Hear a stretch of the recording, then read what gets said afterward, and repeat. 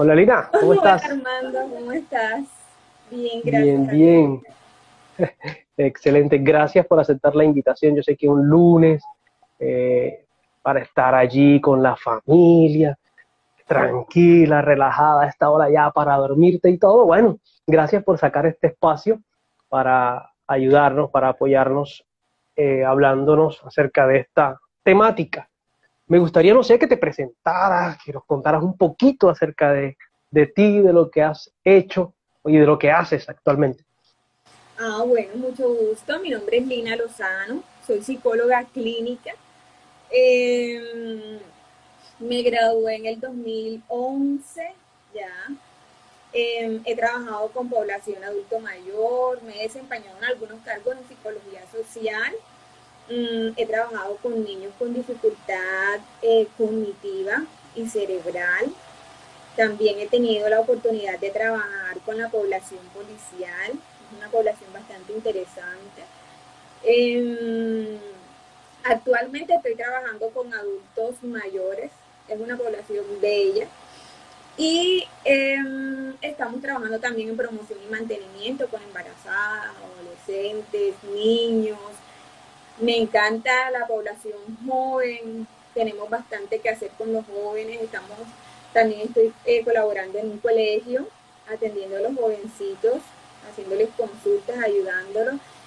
Siento algo especial con ellos, siento que hacemos un clic, no sé, es algo maravilloso, me va muy bien con los jóvenes, le doy gracias a Dios por esa gracia que me ha concedido. Y ahí vamos trabajando felices porque tú sabes que este flagelo de la depresión y del suicidio ha tocado a nuestros jóvenes en Sucre. Cada vez que yo leo una noticia sobre eso, yo digo, Señor, yo pude haber hecho algo, bueno, desconocía la situación, pero eh, a veces quisiéramos tener superpoderes y poder estar en todas partes y ayudar a todo el mundo. Y agradezco mucho que tengas estos espacios porque es bueno que las personas se informen, es bueno que no desconozcamos esta problemática y que le prestemos atención, que empecemos a ponerle cuidado, porque es algo que se deja pasar. Hay muchos mitos alrededor que ya más o menos iremos desenmascarando a lo largo de la entrevista, ¿verdad? De la charla, pero sí, es muy bonito esto que estás haciendo y te agradezco mucho por la invitación. Gracias, gracias por aceptarla. Sí, es un reto hablar de estas temáticas, hablar de estos temas, darlos a conocer, porque, como decía al inicio, se han vuelto tabú, y no solo dentro de la iglesia, sino aún dentro de la misma sociedad que no hace parte de la iglesia evangélica. Una vez dice, no, eso solo se ve en la iglesia. No, se ve en todo lado, se ve en todo lado. Se le está dando visibilidad en algunos aspectos, pero la idea es que se le dé más. Bueno, comencemos, Lina. Que nos queremos yo, como lo dije, yo no soy psicólogo, no soy psiquiatra, no soy médico, no soy nada de eso, simplemente soy teólogo. Y lo poquito que he podido aprender de estos temas, lo he leído en libros de psicólogos, de psiquiatras, en artículos, y lo viví, como ustedes pudieron verlos en unos directos atrás, con mi mamá. Y 24 años después, haciendo esa arqueología mental, me di cuenta de que mi mamá sufrió ansiedad, sufrió depresión y tal vez todos estos trastornos la llevaron al suicidio. Entonces, ¿qué es la depresión? ¿Qué es este cuento? ¿Qué es este rollo? Bueno, mira, la depresión es un trastorno del estado de ánimo, ¿verdad? Que es lo que todos alcanzamos a diferenciar. Este trastorno del estado de ánimo afecta nuestras emociones principalmente. Nos hace sentir un sentimiento de tristeza, pero es un sentimiento de tristeza permanente. Hay una diferencia entre tristeza y depresión, y es que hablo con muchos pacientes que me dicen, yo los regaño, porque ellos me dicen, ay, es que yo estoy deprimida y me deprimí ayer, pero ya hoy estoy bien y cuando yo me deprimo hago esto. Y yo, entonces yo le digo, no, no, no, no, no, vamos a empezar a hablar, a llamar a las cosas por su nombre, porque en psicología hay algo que decimos mucho en la iglesia, ¿verdad? Que es real, pero que es tan real que la psicología y la neurociencia lo apoya, y es que las palabras tienen poder, ¿verdad? Entonces yo le digo a mis pacientes, no, mira, no podemos seguir diciendo que tenemos depresión porque depresión no tienes. Que tenías tristeza, sí. Vamos a empezar a llamar las cosas por su nombre, porque lo que tú le ordenas a tu cerebro, empieza el cerebro a actuar en función de eso, ¿verdad? Entonces, si tú ayer tenías un estado de tristeza y hoy estás bien, eso era tristeza. Entonces, una de las principales diferencias entre la tristeza y la depresión es que la tristeza es un estado del cual tú te puedes recuperar, digamos que fácilmente, ¿verdad? La tristeza te anima a pensar la situación, porque en la charla pasada escuchábamos que las emociones no son malas como tal, las emociones como el miedo, el miedo, la ira y la tristeza no son malas. Dios nos hizo con emociones, ¿verdad? Y de alguna manera ellas nos ayudan a sobrevivir. Entonces, la tristeza en un caso en particular nos ayuda a buscar ayuda, a sopesar el problema, a alejarnos, a estar un momento en silencio, ¿verdad? Cuando estamos tristes tendemos a hacer este tipo de situaciones, pero es para sobrevivir, para salir de alguna situación en particular. En el caso de la depresión, es una tristeza, es un sentimiento de tristeza constante y del que no nos podemos recuperar fácilmente. Entonces usted ve a la persona que es una cosa que permanece. Y ahí es cuando empezamos a decir que tiene depresión. Puede durar semanas, ¿sí? Entonces, cuando este sentimiento de tristeza constante, otra cosa, la tristeza tiene una causa. Cuando la persona está triste, dice, bueno, yo me siento triste por esto. Pero la mayoría de las personas con depresión saben que tienen un sentimiento de vacío interior, de tristeza. La depresión también se caracteriza por desánimo, porque no tiene muchas ganas de vivir, no hay placer, pero la persona no sabe por qué. Entonces, en el caso de la tristeza, la persona dice, bueno, yo me siento así por esto y tengo que trabajar en esto y empiezan, ¿qué voy a hacer? No puedo estar así, yo necesito ayuda. Pero en el caso de la depresión, la persona, yo estoy triste y no quiero nada, y a veces ni siquiera puede identificar que eso es tristeza, no sé ni qué tengo, no sé. Y lo peor de los casos, en el peor de los casos, ni siquiera tiene la oportunidad de exteriorizarlo. Siempre me marcó un ejemplo que nuestro profesor de psicopatología nos puso en la universidad. Y decía que había una persona, una señora dando a luz, y esa señora daba a luz, y él decía que el bebé salía, y era su depresión tan grande que ella como que salió y ella ya nació su bebé y ella como que, o sea, el desánimo era tan grande que ni siquiera en un momento como eso había voluntad de hacer algo. Entonces, podemos decir que la depresión es un trastorno que afecta el estado de ánimo, afecta nuestra cognición, afecta también nuestro estado físico, ¿verdad? Y que se caracteriza por un sentimiento de tristeza permanente y una pérdida del interés en las actividades cotidianas. Básicamente, palabras así sencillas, esa es la depresión.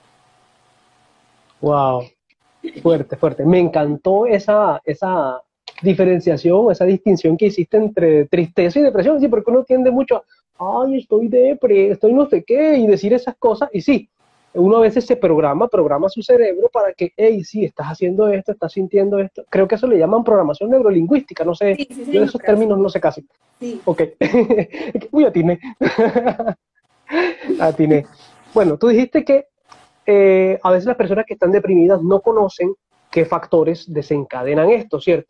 En tu experiencia, más o menos, ¿qué crees tú, qué factores crees tú que podrían desatar o que sean comunes en los casos que has visto, que has estudiado, Bueno, cosas por mira, el estilo?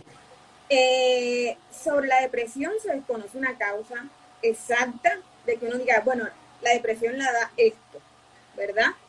Pero sí hay muchas cosas que aportan o que influyen o que hacen que haya una predisposición a la depresión. Físicamente encontramos la química cerebral, que es en el caso de que hay algunos neurotransmisores, como la serotonina, que pueden estar afectando las funciones, ¿verdad? Los neurotransmisores que ordenan el estado de ánimo.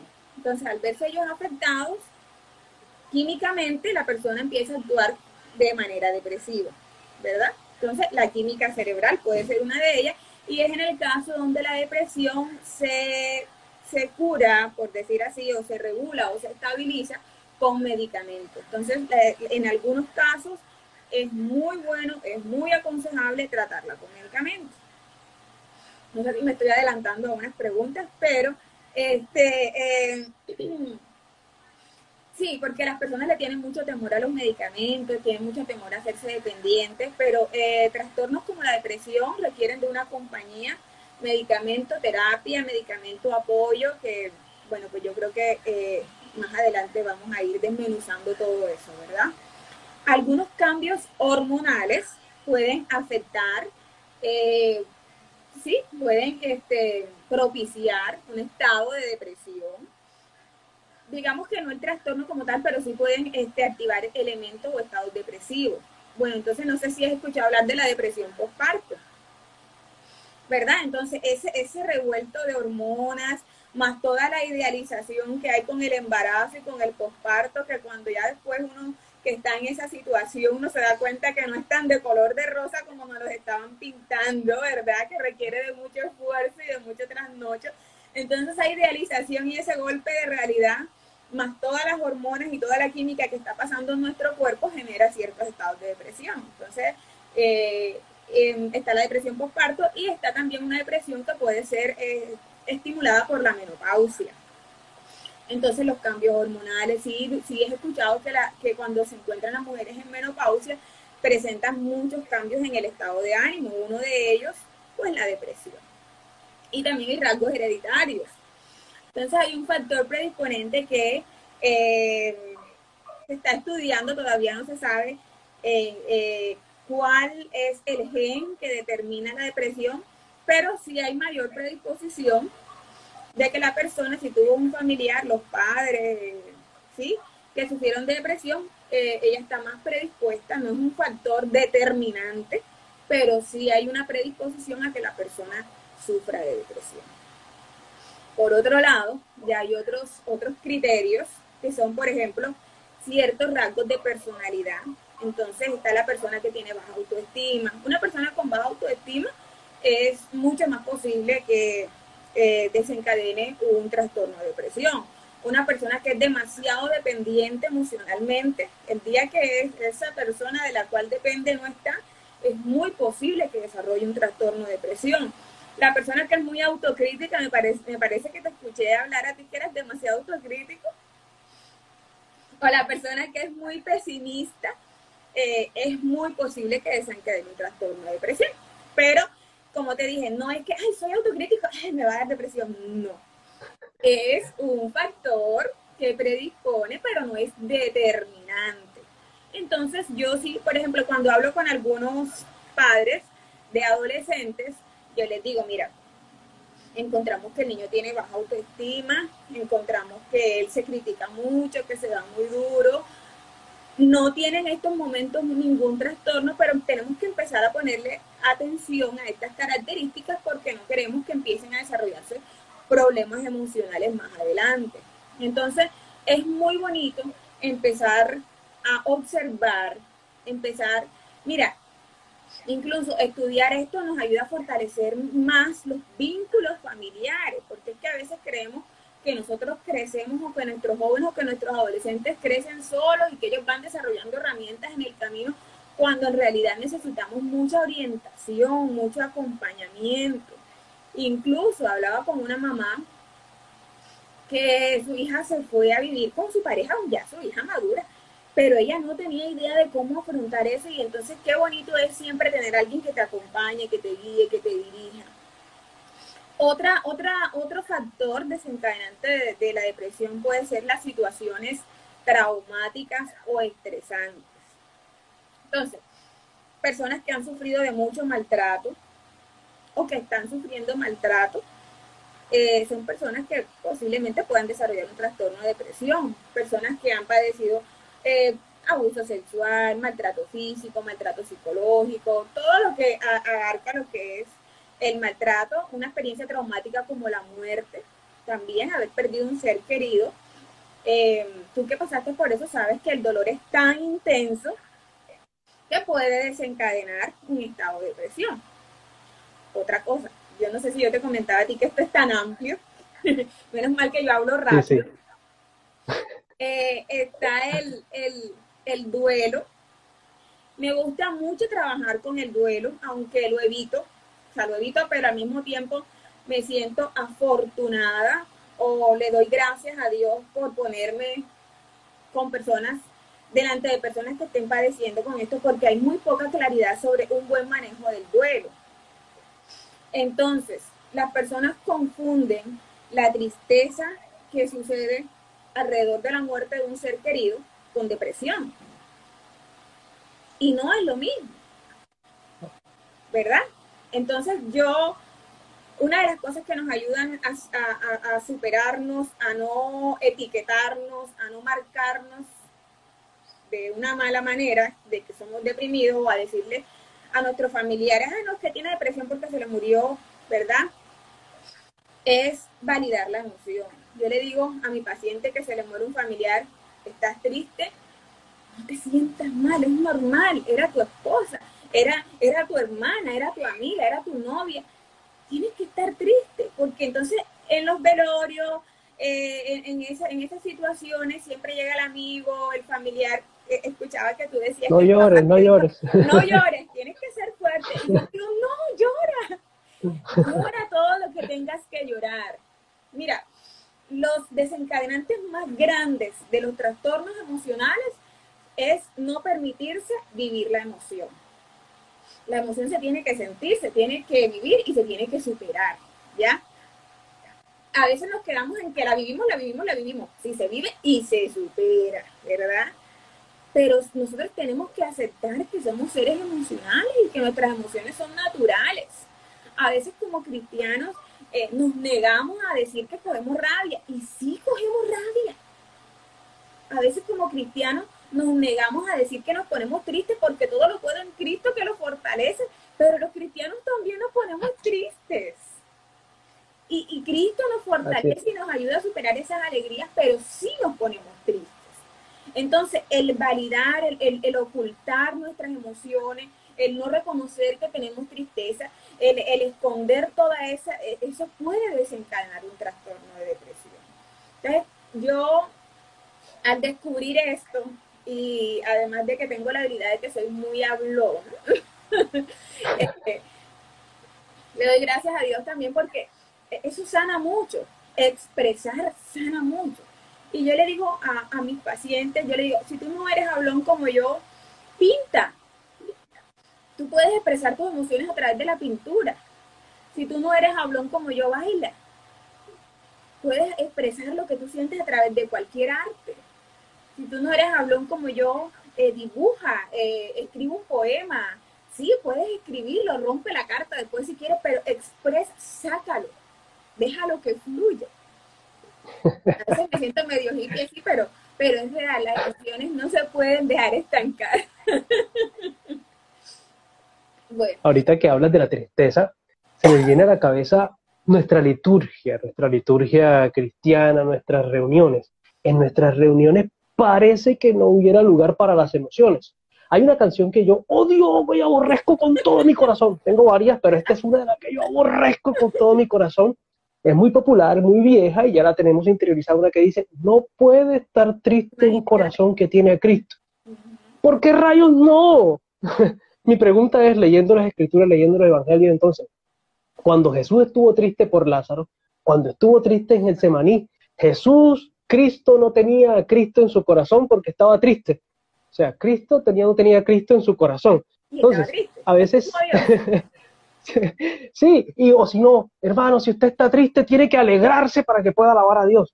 No, uno en los salmos ve expresiones de tristeza, y me atrevería a decir que tal vez alguno de los salmistas puede ser que experimentara depresión, tristeza continuada, como tú lo dijiste, por mucho tiempo, y la expresara allí y nos dejara esos poemas preciosos para que nosotros nos diéramos cuenta de que, hey, las emociones existen, las emociones son válidas, las emociones son un regalo de Dios para nosotros. Y me encantó lo que dijiste de que, listo, las emociones se validan, pero también se superan, ¿cierto? Deberían superarse, deberían superarse.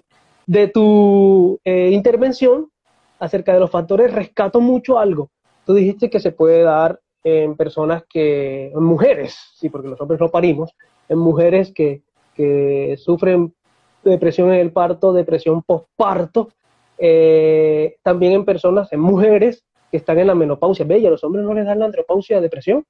También, sí, porque también Ah, tiene ok, ok. su hormonas, sí, señor, sí.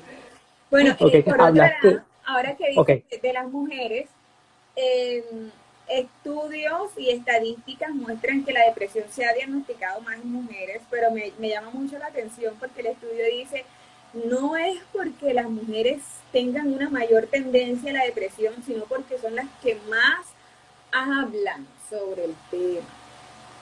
¿Sí? Entonces, interesante. socialmente, culturalmente, a los hombres les cuesta más reconocer o expresar sus emociones. Entonces, encontramos hombres que no lloran, hombres fuertes, pero a veces los hombres son los que más tienden a suicidarse, ¿verdad? Porque están ocultando, porque no tienen un proceso, porque no tienen una expresión de sus emociones. Otro rasgo también son las enfermedades graves o las enfermedades crónicas, ¿sí? Por ejemplo, las personas que tienen cáncer, las personas que han tenido algún accidente cerebrovascular, alguna enfermedad cardíaca o un dolor crónico, como que el sopesar esa enfermedad permanente puede, porque no es un factor determinante, puede generar en ellos un trastorno de depresión. Entonces, por lo general, con este tipo de pacientes, siempre debe haber un abordaje, un acompañamiento por psicología, como para ver cómo van las cosas, siquiera una sesión al año solamente, o una sesión cada 6 meses solamente por control. Precisamente estoy trabajando con un programa de adultos mayores en esto, y pacientes hipertensos, con diabetes, con problemas renales, y se le hace como una consulta cada 6 meses, y dependiendo del estadio en el que se encuentre, hacemos una consulta cada 3 meses, pero es solamente por control, y ellos se sienten muy atendidos, están muy agradecidos de que esté uno como que siempre pendiente ahí preguntando, ¿y cómo estás? ¿Y te estás tomando el medicamento? ¿Y cómo va tu relación familiar? ¿Y cómo vas con tus hijos? Bien, bien, bien, bien, ya, bueno, ya. Queremos saber cómo estás, que todo esté bien. Si todo está bien, entonces es muy bonito que la salud esté avanzando desde este punto de vista también. Y bueno, algunos medicamentos también, como algunos medicamentos para la hipertensión y algunos medicamentos para conciliar el sueño, pueden afectar esa química cerebral, ¿sí? Entonces, como que esos son más o menos los factores. De tu intervención pude destacar entonces que la depresión no respeta edad, ¿cierto? No hay un grupo etario que diga, este es al que le da depresión, el único, ¿cierto? No. Me imagino que, como tú dijiste, hablaste de adolescentes, hablaste, bueno, faltaron los niños que no los nombraste, pero me imagino que tal vez se ve en ellos. Sí. Hablaste de ancianos, hablaste de adultos, adultos Mayores, antes de porque hay adulto adultos mayor, jóvenes, sí. sí, hablaste de Bueno, adultos mira, mayores, adultos jóvenes. la depresión en niños es una de las cosas que más fuerte me pega, porque los niños son como tan alegres, ¿verdad? Y es un poquito más difícil de diagnosticar, pero también es tan evidente, de que tú ves un niño que no tiene ánimos de jugar, de que tú ves un niño que no, sabes que el niño siempre está como con ese deseo de jugar, de brincar. Cuando empezamos a ver un niño que no tiene deseo de jugar, que está aislado, que no tiene apetito, que pierde peso muy fácilmente, entonces hay que empezar a prestarle atención que no esté padeciendo un problema de depresión. Me sorprende mucho algunas noticias donde dice que niño de 10 años se quita la vida. Yo digo, pero ¿cómo? ¿Sí? Entonces, como te decía, hay que hacer un acompañamiento de nuestros jóvenes, de nuestros adolescentes, de nuestros adultos mayores, de nuestros adultos jóvenes, de nuestros jóvenes. Hay que hacer un acompañamiento. O sea, no somos seres solos. La palabra dice que es bueno que el hombre no esté solo, ¿verdad? Y creemos que no, ya se lo puedo con todo. No, nosotros siempre necesitamos como que alguien ahí que nos ayude, con quien hablar, con quien expresarnos, con quien apoyar. Y es muy bueno hacer esa buena compañía. Ok, somos seres relacionales. Desde un principio fuimos creados para estar en relación. Eso es lo que nos muestra la escritura, en relación con Dios, en relación los unos con los otros. Y es interesante eso. Hablaste acerca de los síntomas en los niños, pero ¿cuáles son los síntomas más comunes, ya que estás tomando grupos etarios, cuáles son los síntomas más comunes para uno darse cuenta que realmente esa tristeza que se siente ya es una depresión. Ok, bueno, mira, como te decía al principio en la descripción del diagnóstico, es esa tristeza permanente. Esa tristeza, principalmente yo particularmente no es según ningún libro científico, pero principalmente es esa tristeza permanente que puede durar hasta 2 semanas. Para el criterio diagnóstico sí requiere que sean por lo menos de 2 semanas o más, ese periodo de tristeza permanente, aparentemente sin causa, y que no se puede superar fácilmente. O sea, la persona dice, pero es que yo por más que quiera no puedo, ¿verdad? Sentimiento de desesperanza, hay un sentimiento de vacío interior, yo lo llamo pérdida del sentido de vida o un debilitamiento del sentido de vida. La persona como que no, los deseos de vivir empiezan como a desmoronarse, a desaparecer o no encontrarle sentido a la vida. Parece algo aislado, pero algunas personas con depresión empiezan a sentir enojo, ira, frustración. Entonces, más que triste, tú las puedes ver como amargada, pero es como ese sentir de que ese desasosiego, de que nada los está llenando, de que nada los está satisfaciendo y se pierde el placer o el interés por las actividades cotidianas. Entonces, todo lo que antes te estaba causando alegría, tú decías, bueno, a mí me alegra mucho salir a patinar, a mí me alegra mucho escuchar música, a mí me alegra mucho ver a mis hijos, porque incluso yo he escuchado pacientes que dicen, nada, o sea, yo estoy sorprendida de que ni que mis hijos me abracen, ni que mi esposo me bese, ni incluso las relaciones sexuales, nada les causa placer, nada les causa, y dicen, no tengo nada. Otra sintomatología también son las alteraciones del sueño. Entonces la persona con depresión o duerme mucho para evadir la realidad o tantos pensamientos intrusivos no le permiten dormir. También pasa de que la persona con depresión deja de comer porque pierde el placer por las cosas, hasta el alimentarse no le genera nada. Claro que cuando tú comes tú es placentero para ti. Ya vi que te gusta mucho comer, seguida te reí. A mí también, y ahora con el embarazo más. Entonces, el comer, y algunas personas de la misma ganas de llenar ese vacío interior, empiezan a comer demasiado, entonces se generan esos trastornos del apetito. La persona con depresión también pierde, a mí me gusta cómo lo describen porque es así tal cual la palabra, pierde lo que llamamos en psicología la energía vital, que es como esas ganas de hacer las cosas. Entonces la persona con depresión está siempre como cualquier cosa sencilla, la cansa, se siente fatigada. Entonces tú hablas con alguien con depresión y te dice, no sé, no tengo ganas, no tengo ánimo, no quiero dormir. Incluso hay una lentitud en su forma de actuar, ¿verdad? También hay sentimientos de culpa, sentimientos ¿cómo es? La persona se siente inútil. Eh, Inutilidad. Muchos pensamientos sobre la muerte también, hay muchos pensamientos alrededor sobre la muerte y hay dolores físicos. ¿Sí? Eh, Dolores de espalda, dolores de cabeza, de tanto pensar. Cuando estamos en este estrés, se generan muchas hormonas, como el cortisol, que estas hormonas cuando se segregan en exceso empiezan a afectarnos, nos da mucho dolor en los hombros, mucho dolor de espalda. Entonces, la persona con depresión se encuentra así. Sin embargo, la depresión se centra tanto en dos síntomas principales, que es la tristeza permanente, sin causa aparente, difícil de superar, y la falta de interés por las actividades placenteras. Entonces, algunas personas con depresión salen, hablan contigo, se ríen un rato, pero realmente no están sintiendo ningún tipo de interés o de placer. ¿Sí? Entonces no siempre están lentas, no siempre están, a veces tú las ves normales. Entonces es bueno siempre conversar, es bueno siempre estar pendiente de las personas a nuestro alrededor, porque en algún momento te pueden decir, no, mira, lo que pasa es que yo me siento solo, ¿sí? Después de la reunión social, después de la risa social, entonces la persona sí te puede comentar en algún momento, no, mira, yo me siento así, ¿sí? Entonces sí es muy bueno estar, la verdad es que yo creo eh, que nosotros estemos juntos, conectados, unidos, es muy importante. Ok. Hay una pregunta que ya respondiste parte de ella, pero ¿qué otro trastorno puede desencadenar la depresión? ¿Será que tiene trastornos que están ahí ligados a ella?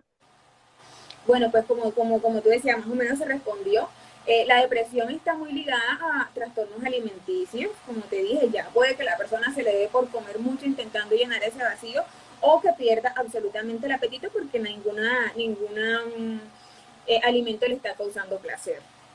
Y trastornos del sueño también, entonces puede que la persona, como decíamos, o esté durmiendo mucho o no esté durmiendo bien, o trastornos de ansiedad por las ideas que está generando constantemente, que no sé qué tengo y eso empieza a generar un tipo de trastornos de ansiedad. Se me está escapando uno. Bueno, principalmente eso. Alcoholismo. Sí, como te decía, la persona intenta llenar ese vacío, la persona intenta empezar a buscar satisfacción porque no la encuentra en nada y empieza a probar estas posibilidades. Bueno, quizá saliendo de rumba, quizá con drogas, quizá. Sí, entonces la depresión puede llevar a estos otros tipos de trastornos. Ok, Lina.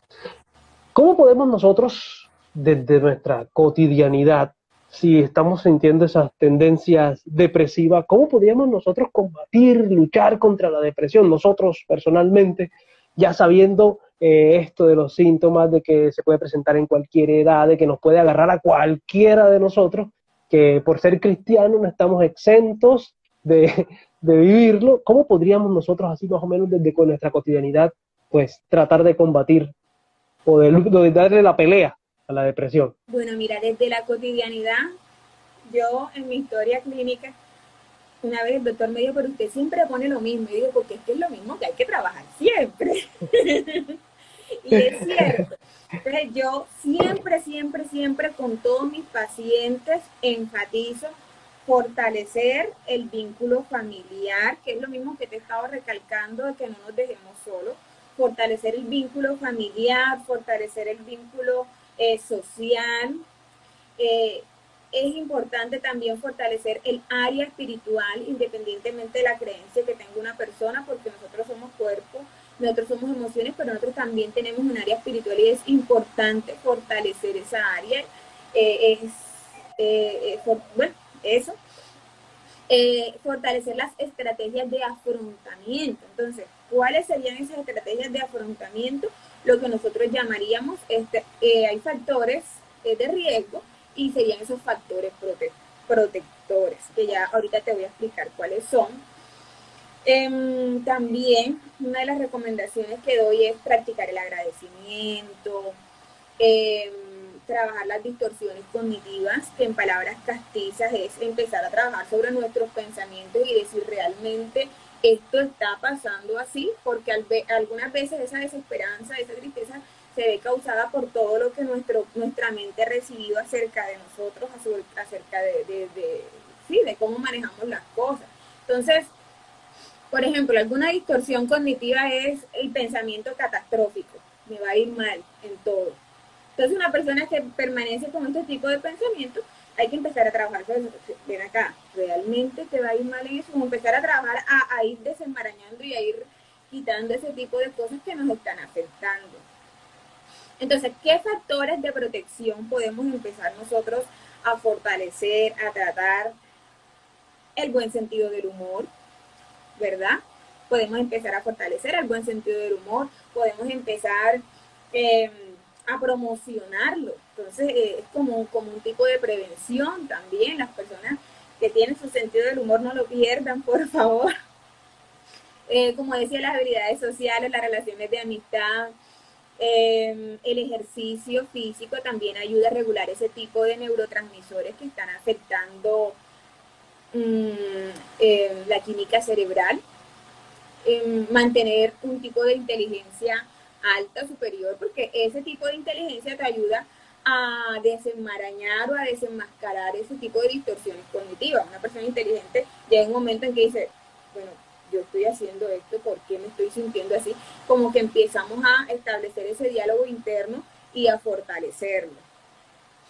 Yo les recomiendo mucho a mis pacientes también el contacto con la naturaleza, a veces el contacto con algún animal, eh, con las plantas, agradecer más las cosas sencillas de la vida, fortalecer el sentido de vida, descubrir tus propias fortalezas. Con algunos pacientes, con la mayoría, le digo qué habilidades productivas sabes hacer, ¿verdad? Yo estuve con una paciente que tenía depresión porque era muy adulta, tenía diabetes, no podía caminar y era ciega. Entonces ella decía, yo me quiero morir porque yo no sirvo para nada. Entonces, en ese caso, ¿qué hacíamos nosotros? Empezábamos a descubrir esas estrategias de afrontamiento que ella tiene. Y es algo que invito siempre a mis pacientes. Vamos a descubrir cuáles son tus herramientas de afrontamiento, cuáles son esas herramientas que tú tienes dentro de ti que te hacen hermosa, que te hacen fuerte como persona. Entonces yo le decía a ella, tú no eres como estás pensando, y ahí atacábamos las distorsiones cognitivas. O sea, tú no eres como tú dices, que no sirves para nada y que no te necesitan.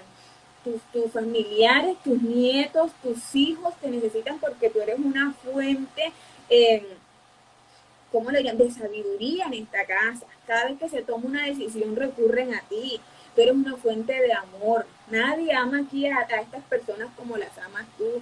Y ellos sin tu amor se debilitan. Y ellos te necesitan y necesitan tu sabiduría. Y ahí fuimos rescatando a esta paciente.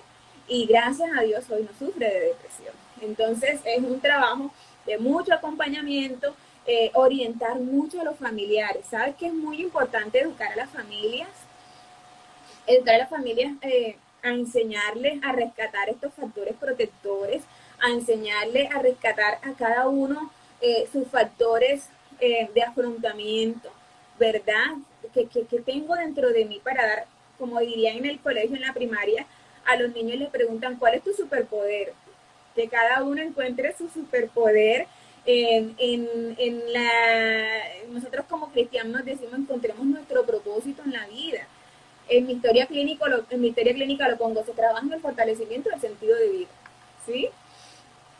Expresar las emociones, validar las emociones, saber validar una emoción, saber decir, sí, me siento así, no negarlas. Es importante validar las emociones, es importante saber expresar las emociones, es importante encontrar personas que nos aporten positivamente. Sabes que esto es una de las cosas que más hablo con mis pacientes, porque yo les digo, no es solamente expresar la emoción, sino también a quién se lo vas a expresar. Y yo les digo que Dios te dé el discernimiento y la sabiduría para que tú encuentres una persona con quien tú puedas expresarla, porque hay personas que solamente te escuchan, pero que tú te sientes tan bien de que esa persona te acompañe, ¿verdad? Y hay personas que te escuchan, pero cuando tú terminas de hablar, a mí me pasó, a mí me ha pasado, me dicen, ay, porque mi esposo me dice, tú sí tienes cuento, tú sí tienes, a ti sí te pasan cosas. Ah, tú cuando seas vieja vas a jugar a tus nietos y no se van a aburrir nunca de hablar contigo porque tú sí tienes historias. Entonces, yo les digo, hay personas que cuando tú les comentas de pronto, imagínate que estoy triste porque me pasó esto, para rematar me pasó esto. Tú sabes que hay días que tenemos así. Y cuando tú terminas tu relato, el otro en vez de darte ánimo te dice, hey, pobrecita de ti. Ok, ok. Oye, allí estuviste dándonos unos tips de la siguiente pregunta. Uh-huh. Estuviste dándonos los consejos de cómo afrontar de nosotros, de nuestra cotidianidad. Estuviste dándonos unos tips acerca del acompañamiento a otros. Ahora me gustaría que ampliaras un poquito eso porque esa parte es importantísima. Lo que acabas de decir, lo que acabas de contarnos, de que hay personas que lo escuchan a uno y en vez de ayudarlo a salir, lo que hacen es empujarlo hacia abajo y hundirlo. ¿Qué características o qué detalles debemos tener nosotros en cuenta para acompañar a esas personas que están sufriendo depresión y que abren su corazón hacia nosotros? Porque tú lo has dicho durante toda la charla, es complicado, es difícil manejar estos temas, es difícil abrirse para conversar sobre estos temas, es difícil, sí, abrir el corazón, y esperar ser acompañados. ¿Qué consejos nos das para acompañar a personas que estén pasando por este trastorno? Eso me aprendí. Sí, trastorno. Bueno, mira, con este trastorno y con otros trastornos, siempre le recomiendo al familiar no poner almohadas,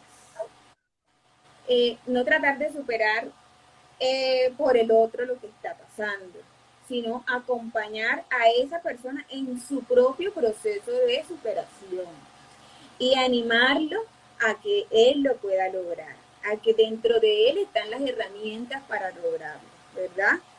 Ayudarlo a descubrir esas estrategias de afrontamiento, recalcando esos aspectos positivos, que yo lo llamo el reforzamiento positivo cada vez que se descubra algo. Aportar positivamente, que era lo que te decía, que es una de las cosas del acompañamiento. Cuando alguien se abre a nosotros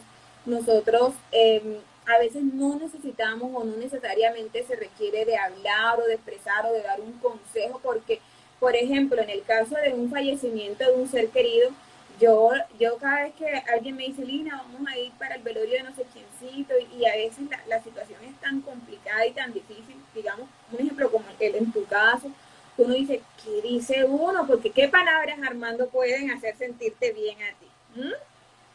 ¿Qué palabras? En ese momento ninguna. Nada. Entonces yo le digo, no van a decirle nada y ni se les ocurra tampoco, no, que Dios, porque a veces en esa situación lo que hacemos es que la persona se distancia de Dios, porque Dios, ¿cómo tú vas a permitir eso? ¿Verdad? Entonces no, usted no vaya a decir nada, usted acompáñelo y dígale que si necesita algo, cuenta con usted. Esa es nuestra situación, esa es nuestra posición.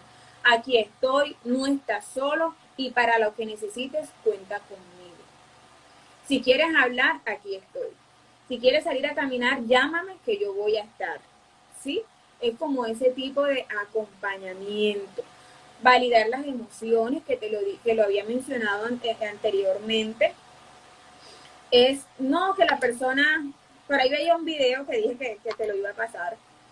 Hay un video que habla de los niños cuando le mencionan todas las emociones. Entonces está la ira. Entonces al niño le decimos, tú no puedes coger rabia, tú tienes que estar, no, mi amor, ¿te molestó eso? Sí, bueno, vamos a hacer esto y esto para que no te sientas. Pero uno reconocer que sí se genera una molestia.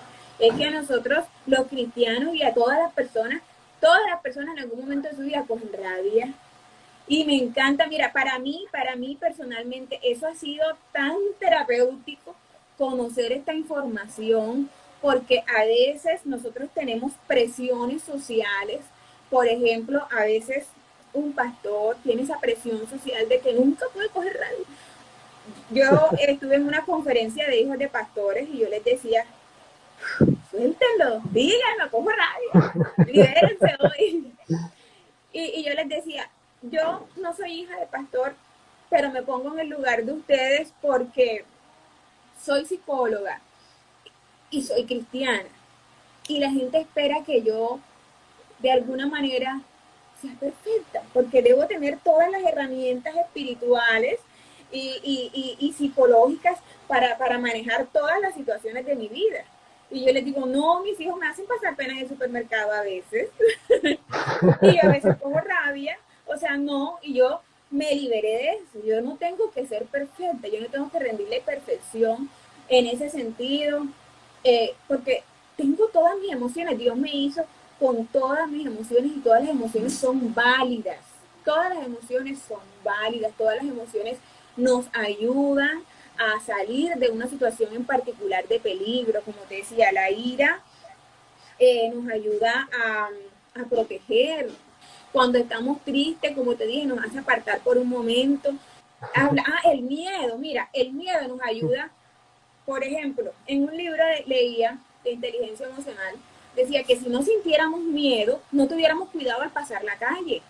Entonces, el miedo en ese momento nos ayuda a proteger nuestra vida.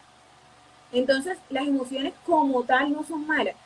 ¿Cuál es el peligro? Permanecer demasiado tiempo, porque las emociones son pasajeras. Sentiste rabia, la procesaste y pasó. Raro es que el sentimiento pasa, ¿verdad? Entonces, lo que no está bien es cuando tú te quedas rumiando ese pensamiento, pero es que yo cogí rabia, pero es que no sé qué, ahí es donde está el problema. Y así es con la tristeza. Tú te sentiste triste, lo elaboraste y pasó. El peligro está cuando tú te quedas rumiando ahí, rumiando ahí. Entonces alguien me comentaba algo y decía, a ti te comentan un chiste por primera vez y tú te ríes. Te lo comentan por segunda vez y te vuelve a risa. Te lo comentan por tercera vez y tú haces como que, bueno, ya perdió la gracia, ¿verdad? Pero cuando tenemos un evento que nos causó dolor, lloramos por ese mismo evento toda la vida. Ahí sí lo mantenemos. Entonces, mantenerse demasiado tiempo en la misma emoción, hay que empezar a trabajar en eso, porque la emoción debe. Entonces, hay una frase que dice, llóralo hasta que ya no lo llores más, hasta que ya lo pases. Entonces, es muy bueno que uno durante un duelo, ¿verdad? Y hay duelos no solamente por la muerte de un ser querido, a veces se le hacen duelo a otro tipo de pérdidas, a veces en un divorcio, eso también se puede llamar que se hace un duelo. Para la pareja, para los hijos, una mudanza, el irse del lugar donde uno está acondicionado, perder las relaciones de amistad, todo eso genera en uno cierta situación de desprendimiento. Entonces, esas situaciones de duelo hay que aceptarlas. Me dolió, me puso triste, me alejé, me hace falta. Entonces, validar esa emoción, sentirla, permitirse sentirla y superarla. ¿Sí? Entonces, ¿cómo ayudamos a una persona con depresión? Que cuando nos diga, me siento triste, ay, ¿verdad? ¿Y por qué te sientes triste? Por esto, ay, te entiendo y aquí estoy y te acompaño y si hay algo que yo pueda hacer para hacerte sentir mejor, cuenta conmigo. Esa es nuestra posición. Pero que no estemos negándole a la persona sentirse, ¿verdad? Aportar positivamente y si no tenemos nada que aportar, pues escuchar muy bien y acompañar. Sí, porque es que a veces, yo me acuerdo que acompañé a un amigo que creo que tú conoces una vez en la clínica, pero yo estaba muy joven todavía, creo que estaba en bachillerato todavía, no mentira, estaba comenzando apenas la carrera. Y los fuimos a visitar porque lo operaron de apendicitis y eso yo lo tomo de ejemplo siempre. Y llego yo toda a la clínica y le dije, ay, de eso operaron a mi hermana, hay muchos casos así, de eso operaron a mi hermana y le dio una infección y le tuvieron que hacer esto. Y él me miró. Entonces, ya yo lidio con eso, a mí me da risa, porque incluso he tenido familiares hospitalizados, familiares, y siempre llega una señora que no conocemos y se acerca y te dice, ¿y qué tiene? Y, ay, de eso se murió la señora en el piso de arriba. Entonces, a veces así es que aportamos negativamente, ¿verdad? Total, esos casos suelen suceder. En vez de ayudar a superar, lo que hacemos es hundir más a la persona. Por lo que vimos hoy, tienes mucho que dar, muchísimo que dar, muchísimo que dar para nosotros, para aprender, para conocer, porque a veces creemos que nos la sabemos toda, porque somos cristianos, porque tenemos al Espíritu Santo, ya no necesitamos a nadie más. Y yo creo que esa es una actitud un poquito egoísta con nosotros mismos y egoísta con las otras personas, porque muchos de ustedes que ya han estudiado, que tienen la experiencia tratando personas, pueden ayudarnos en estos procesos. Entonces, gracias Lina, gracias también a cada uno de ustedes. Ha sido un espacio muy precioso, de mucho aprendizaje y bueno.